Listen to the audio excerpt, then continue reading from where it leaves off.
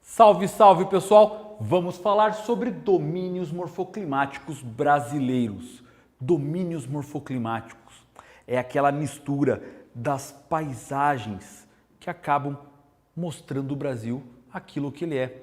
Quando a gente fala da geografia física, o relevo, a hidrografia, a vegetação, o clima, todos eles criam um mosaico de paisagens característicos pela sua característica desses fatores físicos.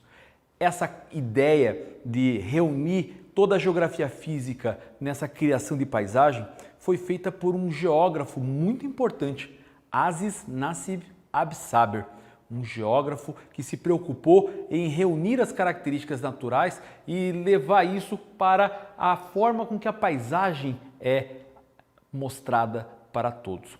Dessa maneira, nós temos então a organização, que é um pouco diferente dos biomas. Quando a gente vai falar de bioma, nós temos que entender que além dessas características naturais, clima, vegetação, relevo, hidrografia, nós precisamos colocar também a parte dos animais, dos seres vivos que estão ali constantes naquele espaço. Dessa maneira, então, nós fazemos essa diferenciação com os biomas. Então, os domínios morfoclimáticos vão ser mais uma coisa geográfica. Fechou?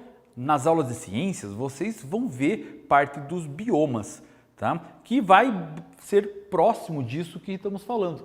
Mas aqui o foco vai ser sempre o espaço geográfico. Fechou? Tá entendido aí? Então, vamos seguir. Veja, nós temos aqui os mares de morro e o cerrado. Para começar, vamos pelo cerrado mesmo. O cerrado, então, ele está aqui, ó, na porção central do Brasil. Uma porção organizada, então, por uma vegetação arbórea e arbustiva. Quando falamos de uma vegetação arbórea, está dizendo que existem árvores na região. Só que essas árvores, elas têm características próprias. Elas são árvores caducifólias ou de característica caducifoliada, ok? E também temos um extrato arbustivo. Portanto, quando olharmos a vegetação do cerrado, vamos perceber o quê? Vamos ter muitos arbustos, a terra avermelhada e vamos ter árvores esparsas. Só que essas árvores, como eu falei para vocês, caducifoliadas. Além dessa situação, nós temos então essas árvores com cascas grossas, galhos tortuosos, bem retorcidos em tudo isso, devido à toxicidade do alumínio presente no solo. O solo ele tem muito alumínio e por isso faz com que os galhos das árvores fiquem tortos. Ela tem essa característica devido ao fato de termos aí um clima tropical típico. Se é um clima tropical, ele vai ter duas estações bem definidas. Se é típico, é porque não há variação. Então, nós temos aí um clima onde vai ter um verão bastante chuvoso e um inverno bastante seco. Então, essa diferença de pluviosidade anual vai dando essa característica de toxicidade no solo. Por isso que ela cria esse dispositivo biológico chamado de caducifólias.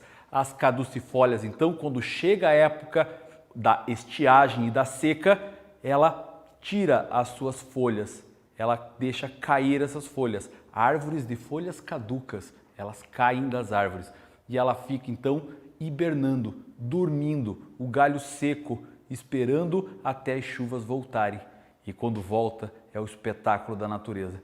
As flores do cerrado vão ser sempre as mais bonitas da paisagem, onde vai aparecer as folhas novamente e todo o cerrado verde como uma coisa muito bonita.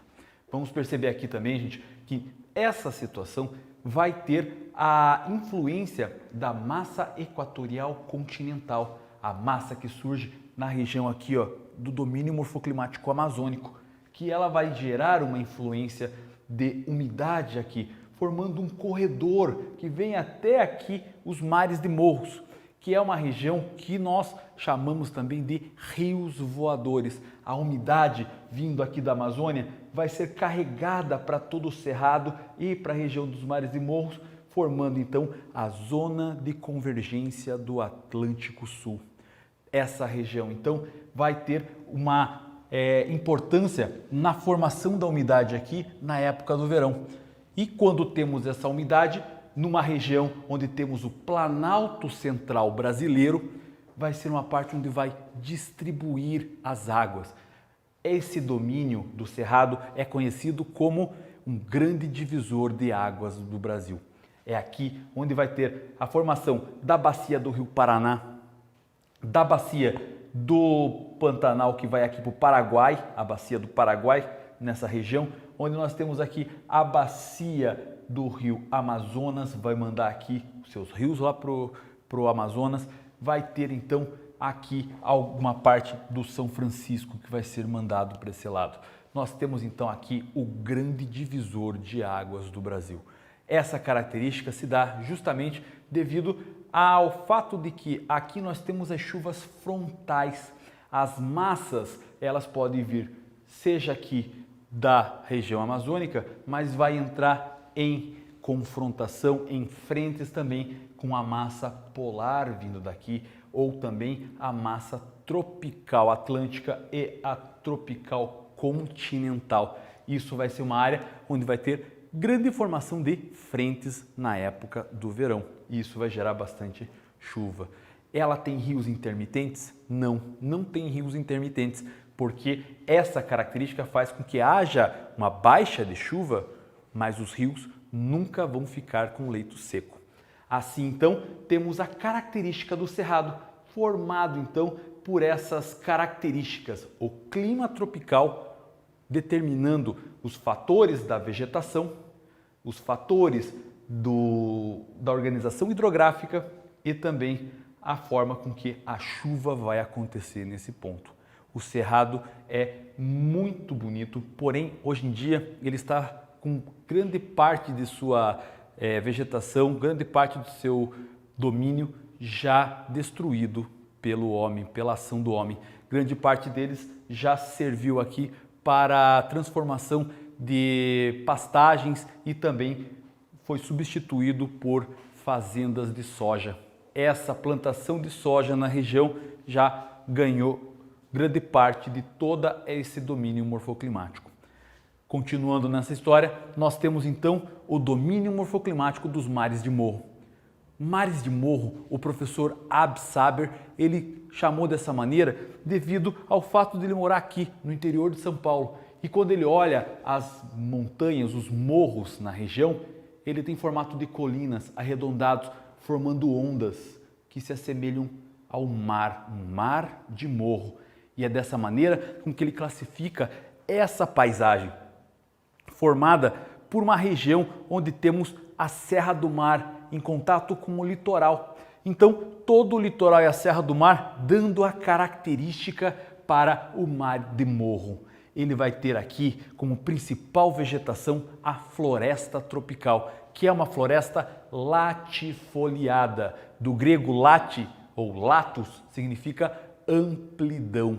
Amplidão, amplitude, uma coisa muito mais generalizada. Muitas árvores, uma floresta densa e úmida. Úmida por quê? Porque aqui nós temos o clima tropical úmido, uma variação do clima tropical típico. Ele vai ter mais umidade. A umidade será constante ao longo do ano. Vai ter uma baixa devido à característica da tropicalidade, uma baixa dessas chuvas no inverno, mas vai ter a presença da chuva o ano todo. Agora percebam, isso acontece por quê? Porque nós temos a Serra do Mar, a Borborema aqui no Nordeste e todas as outras aqui.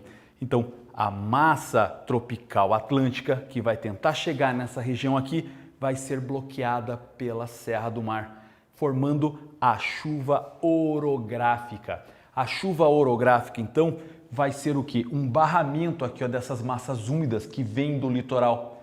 Então essas massas úmidas que vêm aqui, tropical atlântica, vão ser paradas pela Serra do Mar, formando a chuva orográfica, aquilo que nós vemos na serra como a neblina. Quando alguém fala que nós estamos no Planalto e vamos para o litoral ou vice-versa, a pessoa sempre fala, tome cuidado com a neblina na serra, isso é a chuva orográfica e é ela que vai ser a principal formadora dessa floresta aqui. Essa umidade vai precipitar e chover formando essa grande floresta úmida na região.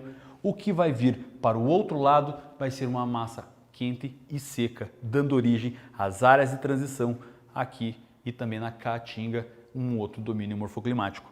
Nós temos então aqui, pessoal, uma característica importante. Essas regiões onde tem bastante chuva na Serra do Mar vão formar o complexo dos conjuntos das bacias do Atlântico. Todas elas são pequenas bacias que acabam começando na Serra do Mar e indo em direção ao Oceano Atlântico direto.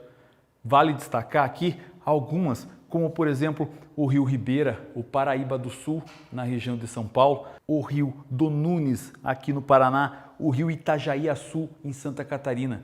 Esses rios, então, formados a partir da Serra do Mar e vão em direção ao Oceano Atlântico. Percebam, então, que além dessas chuvas orográficas, nós temos também a formação das chuvas frontais, que vêm de acordo com a massa polar atlântica e a massa tropical continental, que acabam encontrando nessa região, formando as frentes. Essas frentes, então, vão dar bastante instabilidade para essa região, junto com aquela massa equatorial continental que vem da Amazônia, que vai trazer também para cá um corredor de umidade, formando na região aqui de São Paulo aquilo que eles sempre chamam de Terra da Garoa.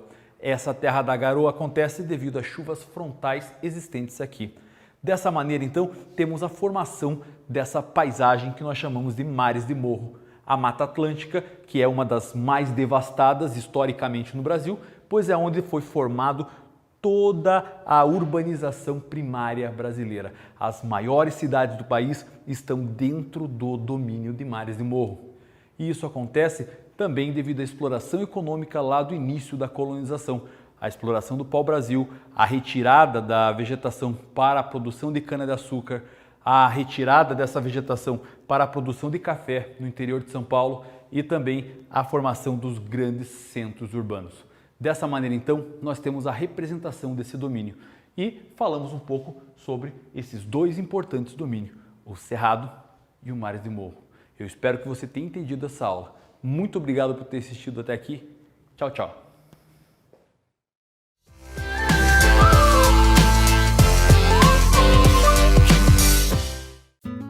A Prefeitura de Caruaru continua realizando o sonho da casa própria de muitas famílias da zona rural em 2021. Eu acho que é a alegria mais grande do mundo, né? Porque a pessoa morava que nem a gente morava numa casinha ali que hoje em dia já caiu, né? E o cara se achar nessa casa, Ave Maria, é a alegria mais grande do mundo. Foi um presente de Deus, muito mesmo, estou muito emocionada mesmo, muito satisfeita também, né? É uma luta já há vários tempos, então foi muito gratificante a gente conseguir. Para quem não tinha uma casa tão boa, e ter recebido uma casa dessa é maravilhoso. Realizando um sonho de muitas famílias. Não só minha, da minha família, mas de muitas famílias. A outra casa que a gente morava não tinha estrutura de nada. Agora essa não, essa é totalmente diferente.